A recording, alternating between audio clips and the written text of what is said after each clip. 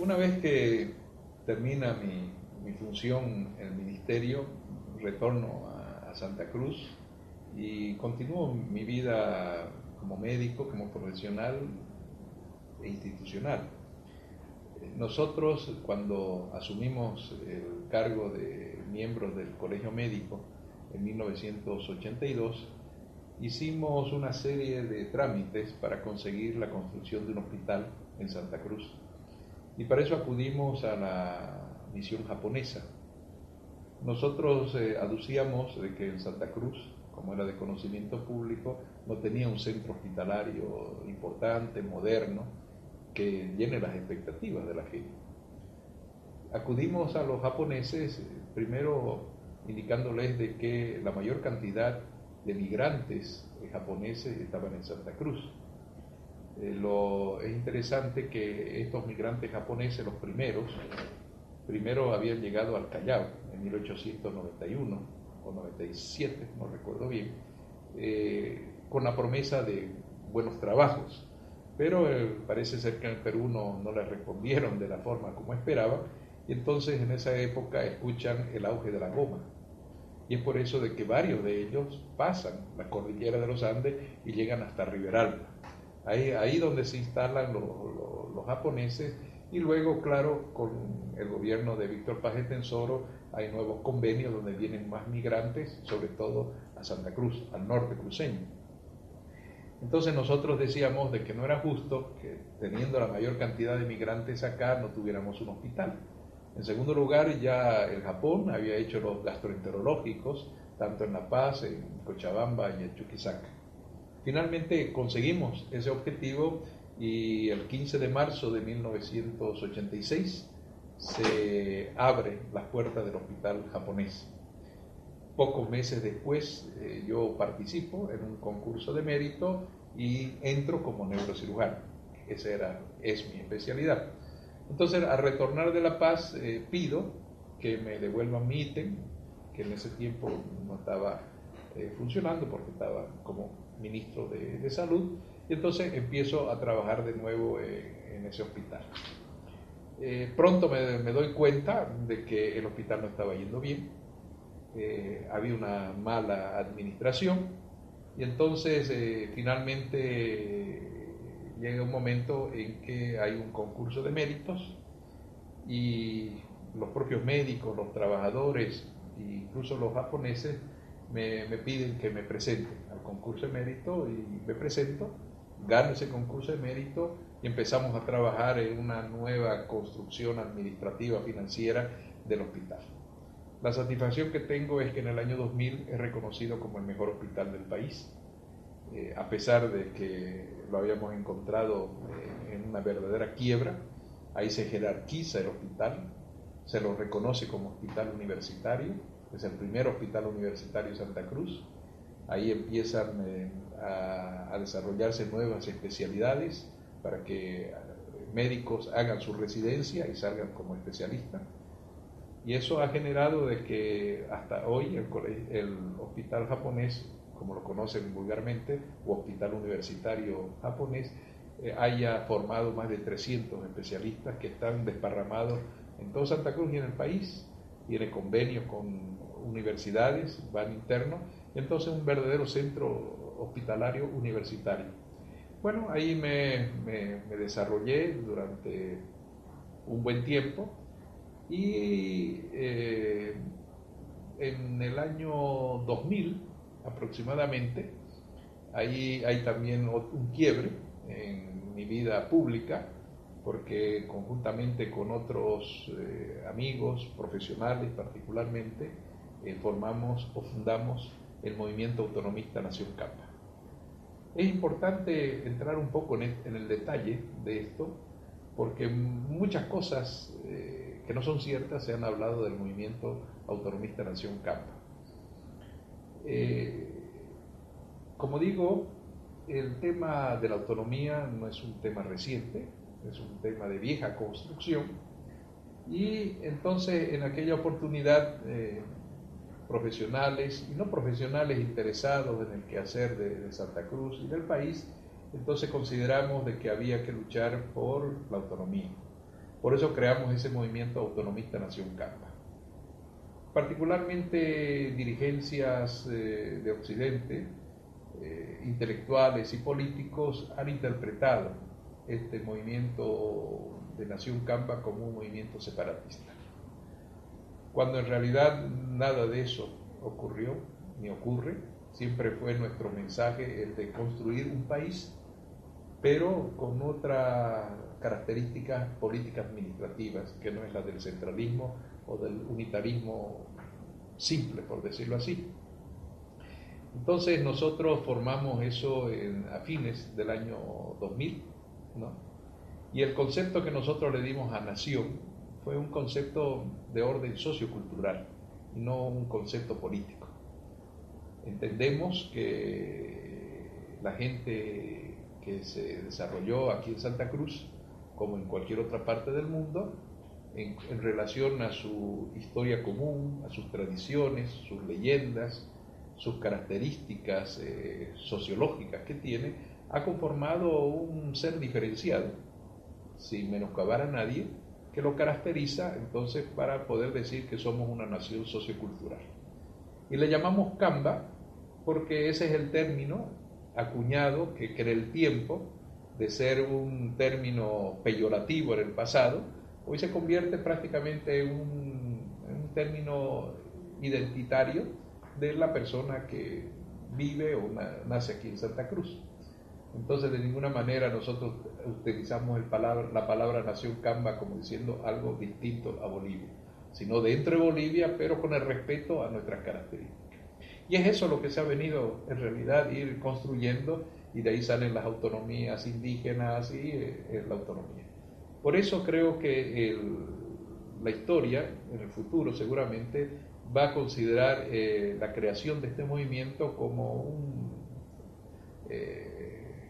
como si la gente comenzara a pensar en el término, porque el término autonomía fue algo que se mantuvo, pero que en realidad comienza en el debate, a favor o en contra, donde se comienza a generar la discusión del tema de la autonomía. Dentro del movimiento autonomista Nación Camba sí surgen dos corrientes, ¿no? Una que interpreta de que la Nación Camba solamente tiene que ser interpelante o orientadora a través de algunos manifiestos. Tanto es así que hicimos nosotros dos manifiestos que creo que son importantes y que también la historia lo va a recoger o lo analizará más profundamente. Uno es el memorándum que sacamos un 14 de febrero del año 2001, y otro es el pacto con el Estado boliviano. Son 12 propuestas, que eso se saca el 24 de julio del mismo año, que es cuando se recuerda el Día de la Bandera Cruceña. Si uno rescata ese pacto con el Estado boliviano, va a encontrar que muchas de las propuestas están insertas. La creación de los partidos políticos, las agrupaciones ciudadanas, no en esos términos, sino que deberían haber partidos nacionales, partidos departamentales, partidos municipales, el tema de la autonomía, de la autodeterminación. En fin, yo creo que ese fue un rico momento de debate que hubo en Santa Cruz, a la que luego se fueron adhiriendo poco a poco. Y los que antes nos habían dicho que esos documentos eran bandos de carnaval, escritos seguramente en una noche de borrachera, en aquel tiempo, hoy se desgarran por la autonomía, ¿no? Las cosas van cambiando, pero son así. Entonces creamos ese movimiento autonomista Nación Camba, de la cual luego yo me retiro, porque aquí había también dos visiones. La visión esa de hacer documentos y ser interpelante, o la otra, el de formar un partido regional para que esos mismos principios, valores u objetivos se pudieran plasmar dentro de la vida democrática. El debate nacional. Ahí entonces cuando surge también la elección del prefecto del departamento, una medida que se le arrancó a Carlos Mesa, el movimiento cívico cruceño particularmente. Ya había terminado su gestión Rubén Costas Aguilera, y durante ese tiempo me habían nombrado el portavoz del movimiento. Entonces era una persona conocida, digamos, por las declaraciones que vertía particularmente. Y entonces cuando se presenta la elección del prefecto del departamento, tengo una charla yo con Rubén. Entonces le planteo y le digo si él iba a ser candidato o no iba a ser candidato, porque él acababa de ser presidente del Comité Pro Santa Cruz y era el destaque, digamos, de este movimiento autonomista. Entonces me dice Rubén que no estaba en ese momento deseoso de participar, que acababa de terminar una gestión de 2 años muy agotadora, tenía cosas que resolver. Entonces le digo, yo voy a asumir el bastón y me apoyas. Él acepta. Entonces yo comienzo con mi campaña preelectoral, ni siquiera electoral, antes. Visito barrios, provincias, hay alguna gente que ya comienza a sumarse, a apoyarme, ¿no? Pero hasta ese momento la elección para prefecto era solamente por un tiempo de 2 años, 2 años y medio. No recuerdo por qué luego en el año 2005, cuando se hacen las elecciones, el prefecto es por 5 años, o sea, cambió el tiempo. Bueno, entonces yo seguí con mi carrera electoral y por supuesto me encuentro con algunos contratiempos, ¿no? Uno de esos de contratiempos era de que había grupos empresariales que lo querían llevar a Ivo Kurgis de candidato. Entonces yo veo por conveniente que no podíamos ir en 2 candidaturas diferentes frente a otros partidos, particularmente el Movimiento al Socialismo, y entonces la propuesta y la decisión final es que se haga una encuesta para que determinen si iba Ivo o iba yo. Las encuestas me favorecieron, entonces Ivo, de manera hidalga, da un paso al costado y quedo yo, digamos, como candidato, por llamar de la institucionalidad cruceña, ¿no? El único candidato. Ahí vamos desarrollando la candidatura y de pronto Samuel Doria Medina se reúne conmigo y me hace la propuesta de que sea su candidato a vicepresidente de la República. Ahí yo hago un balance del momento político, que muchos nos equivocamos, y yo razoné de la siguiente manera. Dije, posiblemente el ganador de estas elecciones va a ser Jorge Quiroga Ramírez. Seguramente nosotros, hablo de Unidad Nacional, saldremos segundo, y en tercer lugar seguramente va a salir el Movimiento al Socialismo. Y por las tendencias políticas, Quiroga Ramírez más de derecha, nosotros más de centro izquierda, yo creo que vamos a tener más apoyo del Movimiento al Socialismo a la hora de tomar las decisiones en el Parlamento, en el Congreso Nacional, y entonces de pronto hay la posibilidad de que haya un vicepresidente de la República cruceño autonomista. Hablo yo de nuevo con Rubén y le digo, Rubén, hay esta opción. Entonces tenemos que determinar por el proyecto autonomista qué es lo que vamos a hacer. Porque lo ideal será que haya un prefecto cruceño autonomista y que haya un vicepresidente cruceño autonomista. Eso creo que le va a hacer mucho al proceso autonómico. Entonces él me dice que prefiere ser en todo caso candidato a prefecto. Yo acepto, ¿no? Acepto. Si bien era mucho más fácil para mí ser prefecto, tenía más chance de ganar que de vicepresidente de la República. Y ahí entonces tomamos cada uno su camino territorial, aunque unidos, digamos, desde el punto de vista ideológico, por llamarlo de alguna forma. Ahí sí que tuve experiencias muy interesantes, porque, por supuesto, nuestros adversarios políticos utilizaban mi imagen como el separatista, como el racista, el de la nación Camba, el Comecolla. El Comecolla. Entonces, en todo momento yo tenía dificultades hasta con la misma prensa, porque la prensa, en vez de ir a preguntarme cuál era el proyecto, cuál era el plan de gobierno, es cierto que usted es de la Nación Camba y que la Nación Camba aquí y allá. En todo caso, frente a esos avatares, yo creo que fui bien recibido en el occidente, particularmente, y ahí ya vivo anécdotas muy interesantes. Tuvimos la oportunidad de tener encuentros políticos de masas en el estadio de Sucre, en el estadio de La Paz y en el estadio de Cochabamba. Y es lógico que cuando se conjunciona miles de personas en un lugar, la gente dice lo que quiere, porque ya no hay ahí respeto, digamos, ¿no? Entonces yo me jugué. Y cuando llego a La Paz y estaba ese estadio prácticamente lleno, entonces, ¿qué podía decir un Camba frente a toda esa gente, a toda esa algarabía? Entonces yo tenía el temor de que me silbaran, pues, y me insultaran.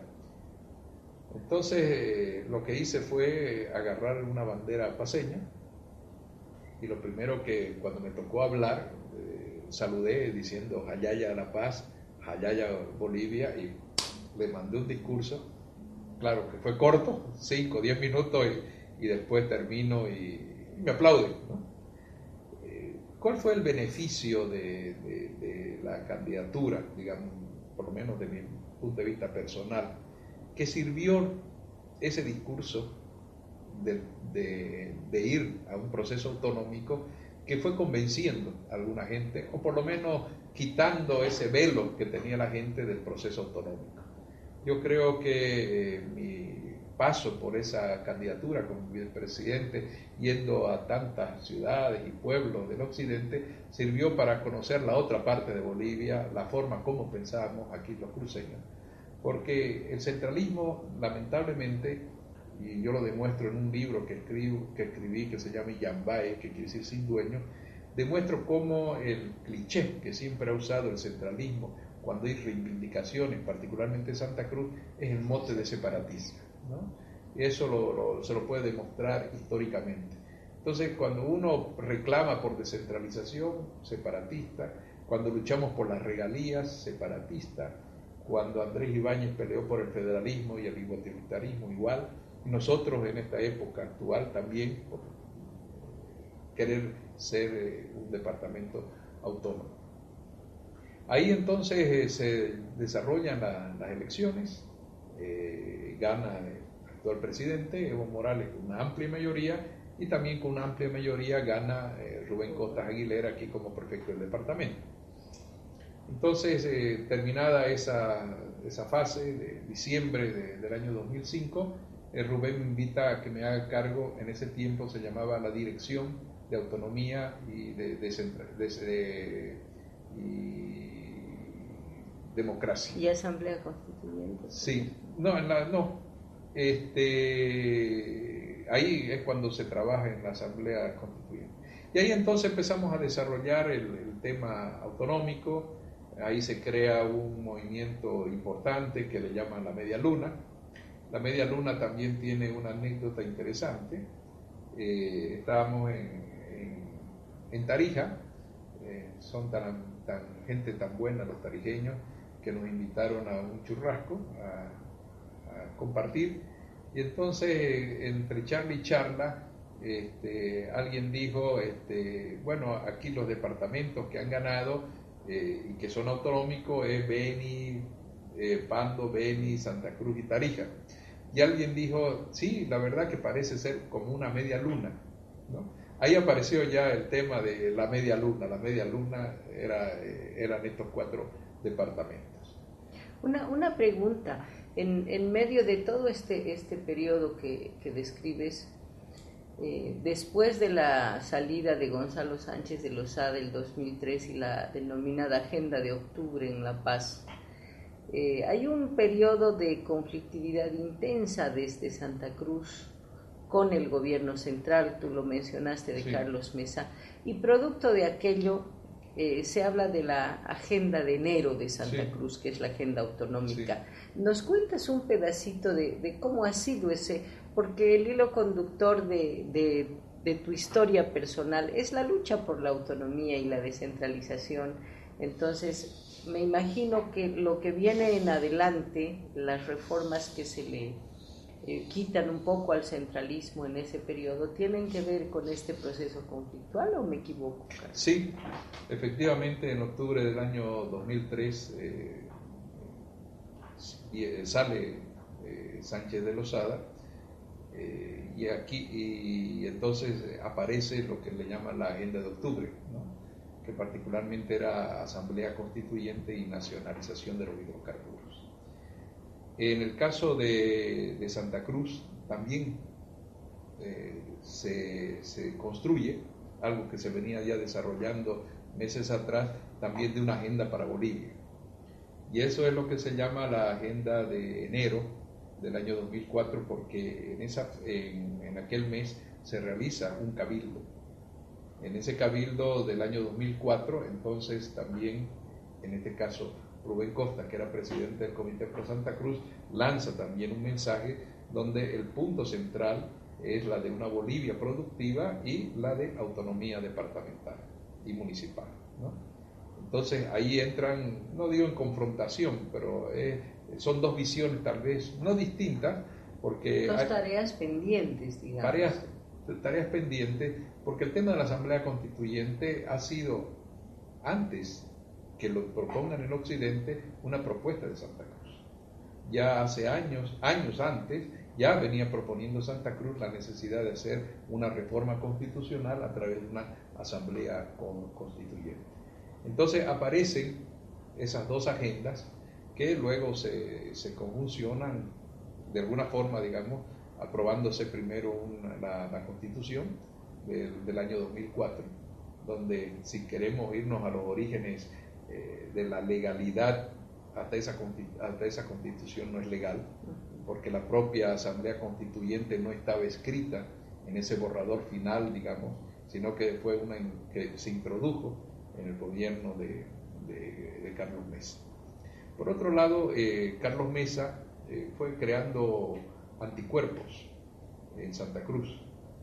Tuvo una actitud que es criticada por muchos cruceños, en el entendido de que fue un presidente que muchas veces utilizó un doble discurso. Muchas veces aquí en Santa Cruz decía un apoyo total hacia la autonomía y iba a la paz y cambiaba el discurso. Yo creo que, no digo que con él, pero él de cierta manera ayudó a ir no construyendo, desarrollando, digamos, anticuerpos entre Occidente y Oriente. Es la percepción que uno tiene desde Santa Cruz. Puede ser que no haya sido su intención, pero eso nos lleva a ver que al final de cuentas eso fue lo que fue realizando, ¿no? El otro hecho, aprovecho también el momento de Carlos Mesa. Carlos Mesa y muchos han dicho que Santa Cruz se ejerce un provincialismo, ¿no? Que Santa Cruz debería tener una visión nacional.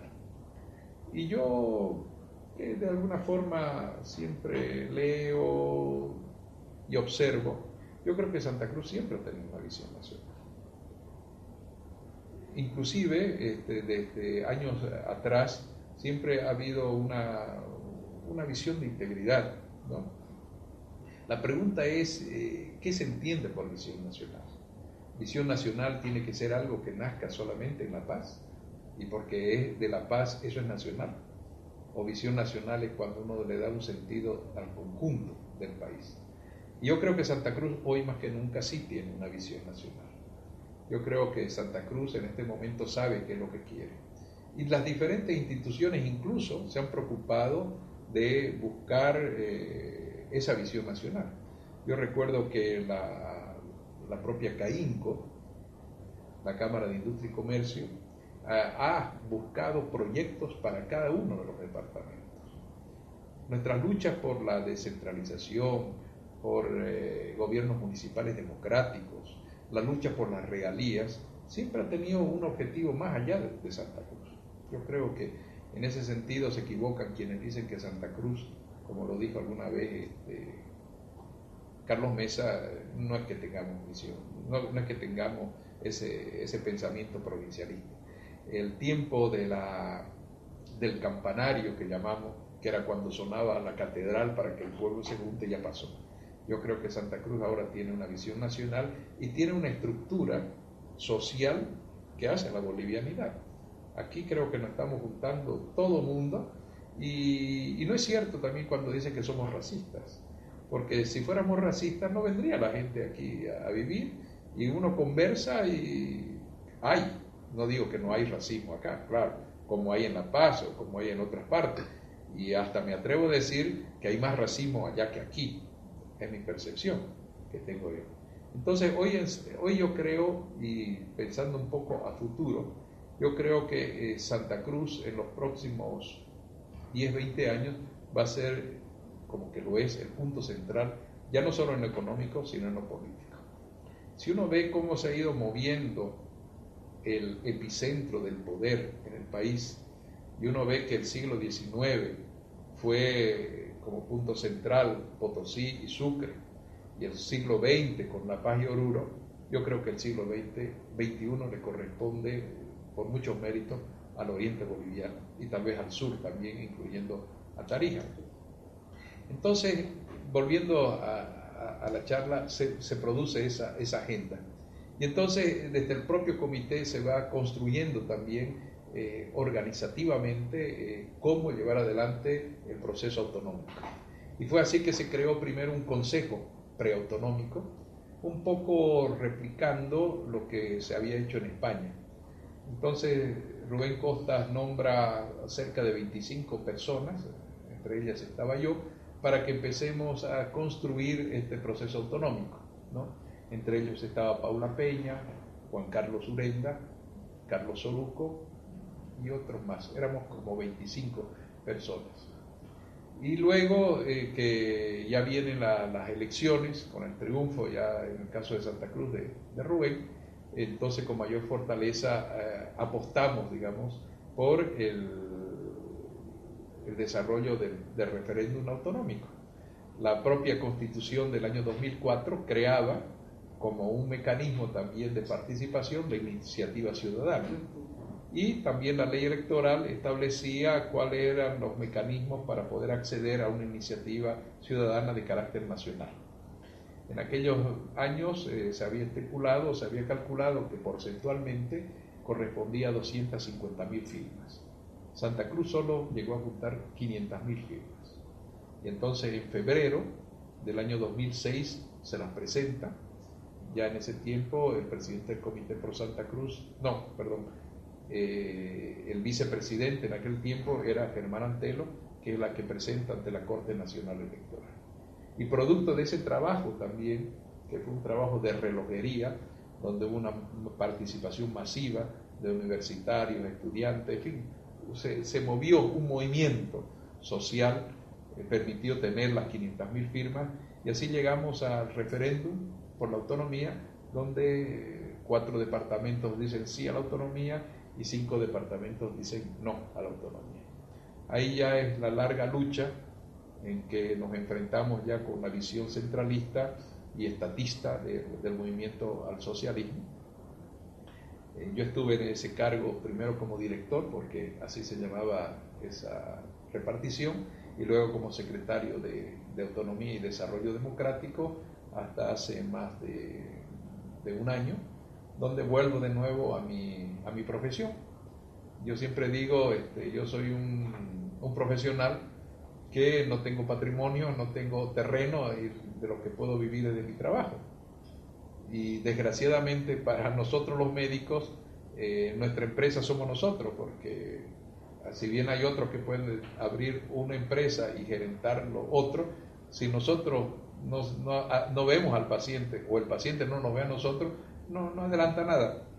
Entonces, hoy en día, digamos, eso es lo que estoy realizando. Sigo como médico del Hospital Universitario Japonés, sigo trabajando allá. En segundo lugar, tengo mi trabajo privado. en las clínicas de Santa Cruz, y además estoy desarrollando un trabajo que creo que es interesante, que es el de poder organizar y comandar una nueva clínica que va a existir aquí en Santa Cruz, que creo que va a tener la mayor capacidad del país y con los equipos más completos, ¿no? Hoy en día ya soy abuelo, tengo un solo nieto, José Carlos, que por supuesto es mi vida, ¿no? Y creo que yo para él también represento mucho. Mi esposa, Cintia, me apoya en las cosas de la casa, pero también tiene actividades profesionales, ella es arquitecta, y tengo los 3 hijos. Carlos Benjamín, que vive en Recife, él está terminando ya neurocirugía. El otro hombre, el menor, el único que nació en Bolivia, Carlos Fernando, que egresó ya de Derecho y está haciendo maestría en Derecho Deportivo y en Derecho Internacional, y mi única hija, que se llama Gabriela, que vive aquí con nosotros y que trabaja como comunicadora social y como jefa de división de marketing en Cotas. Esa es mi vida institucional, y algunas veces escribo cosas, he escrito algunos libros que un poco muestran también mi visión que tengo de la vida y del país. Ese es un otro capítulo que también atraviesa tu vida pública, Carlos, que uno recogiendo tu reivindicación autonómica y siendo en alguna medida uno de los intelectuales que ha orientado la lucha autonómica con una producción intelectual. ¿Nos cuentas un poquito de cómo ha sido esta otra carrera paralela? Sí, bueno, cuando terminé mi gestión en el Comité Pro Santa Cruz, reuní todos los discursos que habíamos pronunciado en esos 2 años de gestión, más las conclusiones de la Jornada Santa Cruz 2000. A ese libro le puse Santa Cruz 2000, el proyecto cruceño. Posteriormente, ya por mi trabajo, particularmente como político, como diputado nacional, también escribí muchos artículos sobre el tema de la descentralización. Y eso también lo llevé a un libro que se llama Descentralización Ya. Posteriormente, estando ya como director del Hospital Universitario Japonés, comencé a indagar un poco más aspectos históricos de la migración japonesa, del propio hospital, y luego me fui interesando en esa lectura sobre la historia de los hospitales de Santa Cruz. Me quedó corto ese tema y indagué un poco sobre los hospitales en el país, y me fui más allá y averigüé y estudié sobre los primeros hospitales que tuvo América Latina, y me fui hasta el principio, hasta la época de los romanos, y ahí terminé escribiendo un libro que se llama El Hospital, pasado, presente y futuro, donde además de ser un libro que a mi juicio es interesante porque hay muchos hechos históricos muy relevantes que la mayoría de la gente no lo conoce, doy pautas también de lo que debería ser el hospital actual, el hospital moderno. Terminado eso, me dediqué también a escribir esto que he traído para mostrarlo, que se llama La Revolución del Patujú. ¿Por qué la Revolución del Patujú? También tiene su anécdota. Vivimos en un mundo de simbolismos, ¿no? Donde el tema simbólico es muy importante, particularmente en el caso boliviano. Y entonces, en uno de los discursos que hizo Rubén Costas, hace mención a la Revolución del Patujú y utiliza o evoca al Patujú como que es una flor nacional, porque están los colores tanto de la bandera nacional como la bandera cruceña. Esta flor del Patujú fue reconocida como flor nacional en el gobierno de Jaime Paz Zamora en 1990. Entonces yo comencé a interpretar bajo el término de Revolución del Patujú como esa revolución autonómica, democrática, solidaria del cruceño en su región y hacia el país. Entonces escribí este libro, que ya tiene 2 ediciones, que se le llama La Revolución del Patujú. En realidad es una propuesta de un proyecto político, ¿no? de lo que deberíamos hacer en diferentes ámbitos, en la base social, en la base económica, política, democrática. Y luego, que es el último libro que he publicado, se llama Yambay, que quiere decir sin dueño, que hace un correlato de todos los hechos históricos que creo yo que han sido importantes para la construcción del espíritu autonómico. En ella entonces menciono la fundación de Santa Cruz de la Sierra por Ñuflo de Chávez. Al decir de muchos historiadores, es un hecho autonómico, porque él cuando sale de Asunción trae el mandato del Cabildo de Asunción de buscar un camino que lo lleve o lo aproxime al Cerro de Potosí. Pero sin embargo él toma la decisión primero de romper los lazos con Asunción, pidiéndole al virrey del Perú que se cree una gobernación, la gobernación que se llama de Mojos y luego de Santa Cruz de la Sierra, y que llega a ser la provincia o la gobernación más extensa que ha tenido Sudamérica. Luego las misiones jesuíticas, creo que también ha jugado un rol importante, porque es una institucionalidad autonómica, si vale el término, donde los jesuitas administraban dentro de un territorio estas reducciones misionales, ¿no es cierto? Y entonces voy acompañando todo eso y creo que en el tiempo se demuestra ese espíritu autonómico. Ese es el último libro, pero tengo dos que están, uno casi terminado y otro por construirse. He visto que poco se recuerda en la historia cruceña, y menos en la boliviana, el rol de la mujer. Estamos muy acostumbrados a escuchar de Bartolina Sisa, Azurduy de Padilla, en fin, mujeres que se han destacado, pero incluso la historia cruceña es una historia machista, ¿no? Porque poco se recuerda a mujeres que se han destacado. Entonces comencé, al igual que en el libro del hospital, a indagar, y eso prácticamente ya lo tengo concluido, ¿no? Ahí destaco el rol de la mujer indígena, desde cómo ellos entendían la cosmovisión que tenían antes que lleguen los españoles, el rol de la mujer española, luego el mestizaje con la mujer mestiza, y luego evoco algunas personalidades tanto en el periodo colonial como el periodo republicano, ¿no? Entonces, por ejemplo, hablo de Elvira de Mendoza, que es la esposa de Ñuflo de Chávez, una mujer que sufre todos los avatares, porque después que muere Ñuflo de Chávez, viene de nuevo el centralismo limeño y coloca a Pérez Zurita como gobernador y lo matan a Diego de Mendoza, que era el gobernador electo en Santa Cruz, por eso decimos que es el primer gobernador electo. Bueno, así luego entro en la guerra de la independencia con Ana Barba, que es la mujer que se destaca. Ana Barba tiene un destaque importante porque cuando es muerto Warnes en la batalla del Pari, le cortan la cabeza y ponen en una picota la cabeza en la plaza hoy 24 de septiembre.